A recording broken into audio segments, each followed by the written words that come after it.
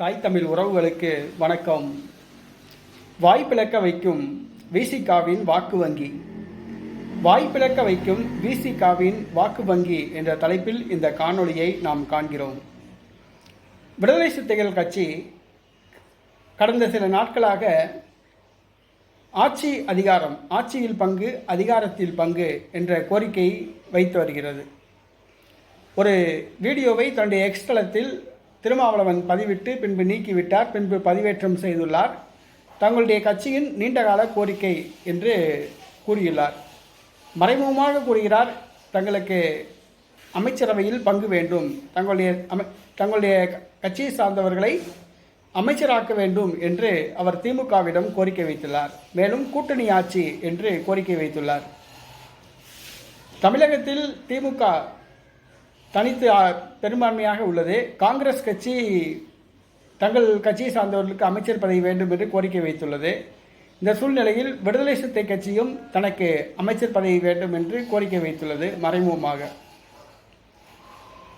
ஆட்சியில் பங்கு வேண்டும் என்று சொன்னால் முதலில் ஒரு கட்சியுடைய வாக்கு வங்கி எவ்வளவு என்று அந்த கட்சி தலைவரே புரிந்து கொள்ள வேண்டும். அது திருமாவளவனுக்கு தெரியும். தன்னுடைய கட்சியின் வாக்கு வங்கி எவ்வளவு அப்படிங்கிறது திருமாவளவனுக்கு தெரியும், தொண்டர்களுக்கு தெரியும். தமிழ்நாட்டிலேயே தன்னுடைய வாக்கு வங்கியை நிரூபிக்காமல் திமுக, அதிமுக ஆகிய கட்சிகளோடு மாறி மாறி கூட்டணி அமைத்து அரசியல் ஆதாயம் அடைகிற ஒரே கட்சி எதுன்னு சொன்னால் அது விடுதலை சிறுத்தை கட்சி தான்.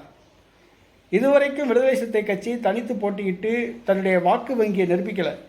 நாம் தமிழர் கட்சி தனித்து போட்டியிட்டு தன்னுடைய வாக்கு வங்கி 8% நிரூபித்துள்ளது. பாட்டாளி மக்கள் கட்சி தனித்து போட்டியிட்டு 3% வாக்கு வங்கியை நிரூபித்துள்ளது. பாஜக நிரூபித்துள்ளது.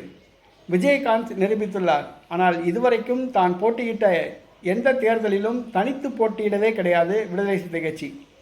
1999 ஆண்டு நடைபெற்ற பாராளுமன்ற தேர்தல் முதல் இன்று வரை விடுதலை சிறுத்தை கட்சி மாறி மாறி ஏதாவது ஒரு அரசியல் கட்சியோடு கூட்டணி அமைத்து தான் போட்டியிடுவதை ஒழிய தனித்து போட்டியிட்டதாக வரலாறு கிடையாது. அவங்க தனித்து போட்டியிட்டு முதல்ல தனக்கு எத்தனை சதவீத வாக்கு வங்கி அப்படின்னு நிரூபிக்கணும்.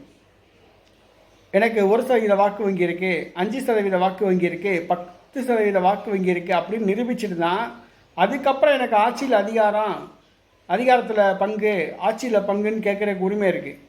தன்னுடைய வாக்கு வங்கியை நிரூபிக்காமல் நீங்கள் எப்படி ஆட்சியில் பங்கு கேட்கலாம், அதிகாரத்தில் பங்கு கேட்கலாம்? முதல்ல தனித்து போட்டிக்கிட்டு உங்கள் வாக்கு வங்கியை நிரூபிங்க. நீங்கள் தனித்து போட்டிக்கிட்டீங்கன்னா ஒரு வார்டு கவுன்சிலர் கூட உங்கள் கட்சிக்காரன் ஜெயிக்க மாட்டான். ஒரு எம்எல்ஏ எலெக்ஷனில் 5000 ஓட்டு கூட வாங்க மாட்டீங்க. ஒரு எம்பி எலெக்ஷனில் 10,000 வாக்கு கூட வாங்க மாட்டீங்க. இதுதான் விடுதலை சிறுத்தை கட்சியோட நிலைமை. தனித்து போட்டிக்கிட்டிங்கன்னா உங்களுடைய வாக்கு வங்கி எவ்வளோ தெரியுமா? 0.001 இந்த சதவீதம் தான் உங்களுடைய வாக்கு வங்கி. அதை முதல்ல புரிஞ்சுக்கோங்க. ஏதோ தனக்கு 10% வாக்கு வங்கி இருக்க மாதிரி எங்களுக்கு ஆட்சியில் பங்கு, அதிகாரத்தில் பங்குன்னு கேட்குறீங்க. உங்களுடைய வாக்கு வங்கி 1% கூட கிடையாதுங்க. 1% வாக்கு வங்கி கூட கிடையாது. நீங்கள் போய் ஆட்சியில் பங்கு, அதிகாரத்தில் பங்குன்னு கேட்குறவன் கேன பையனா கேப்பையிலேருந்து நெய் வடியுமா அந்த மாதிரி இருக்குது.